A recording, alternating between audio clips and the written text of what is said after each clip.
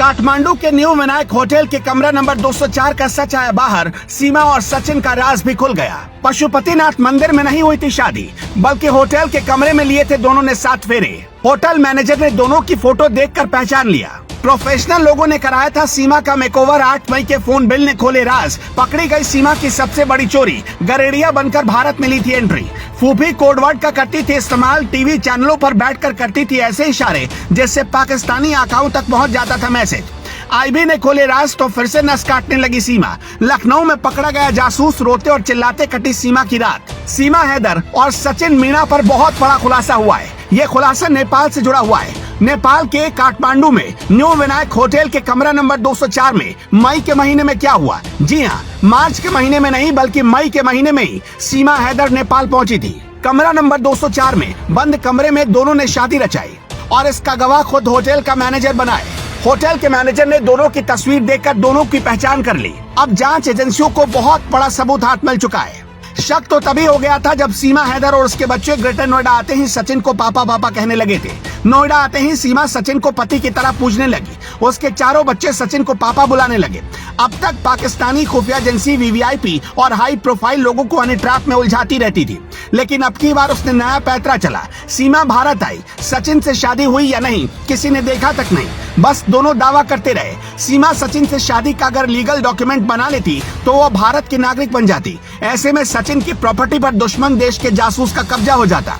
किसी तीसरे शख्स की मदद से पूरी तैयारी के साथ सीमा को भारतीय सीमा में दाखिल करवाया गया। सीमा ने बाकायदा पूरी तैयारी के साथ अपना ड्रेसअप इस तरीके से किया था कि वो ग्रामीण भारतीय महिला लगे, ना कि बाहर देश की महिला। नेपाल भारत की सीमा की सुरक्षा एसएसबी के जवान करते हैं। सीमा पर हाई रेजोल्यूशन कैमरे लगाए गए जहां से किसी का भी बच पाना नामुमकिन है, लेकिन वहां के सारे वीडियो फुटेज खंगाल लिए गए पर सीमा सचिन नहीं मिले। ऐसी आशंका है कि गरेड़िया का वेश धरकर सीमा और सचिन दोनों बॉर्डर को पार कर गए। बच्चों को भी इस हिसाब से गेटअप दिया गया जिससे किसी को भी शक नहीं हुआ और सीमा सचिन भारत में दाखिल हो गए। सीमा हैदर के मामले में ये सबसे हैरान करने वाला खुलासा लखनऊ से हुआ है, जहां सीमा का एक बड़ा राजदार पकड़ा गया।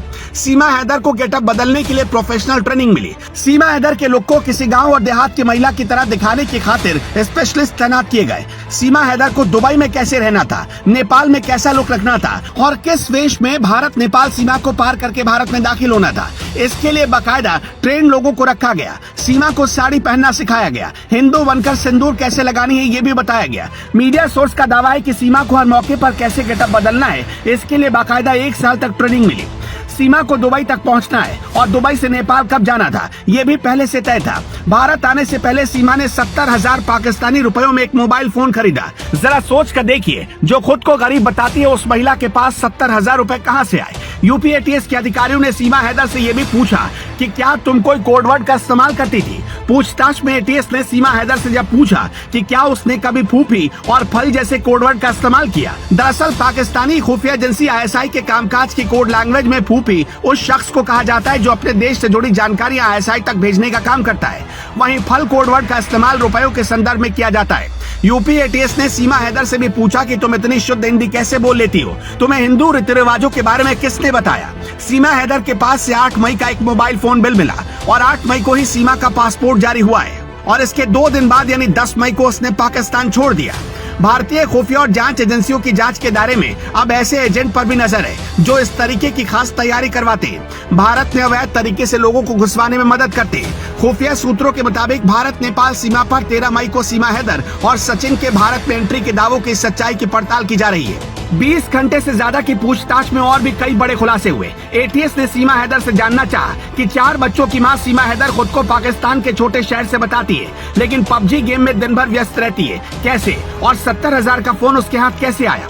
ये भी पूछा गया कि पबजी तो 2020 में ही भारत में बैन हो गया, फिर सचिन कैसे पबजी गेम खेलता था। 5वीं पास मिडिल क्लास घरेलू महिला एक तो नहीं 2-2 पासपोर्ट क्यों रखेगी। अपने 4 बच्चों को छोड़कर सचिन से मिलने नेपाल कैसे चली आई। यही नहीं, दूसरी बार सीमा पाकिस्तान लौटी तो अपने 4 बच्चों के एकदम नए पासपोर्ट कैसे बनवा कर लौटी। सीमा के पास इतने पैसे कहां से आए। सीमा कहती है कि उसने मकान बेचा था, लेकिन क्या पाकिस्तान में महिलाओं को संपत्ति में इतना अधिकार है और फिर पति को भनक लगे बिना उसने मकान कैसे बेच लिया।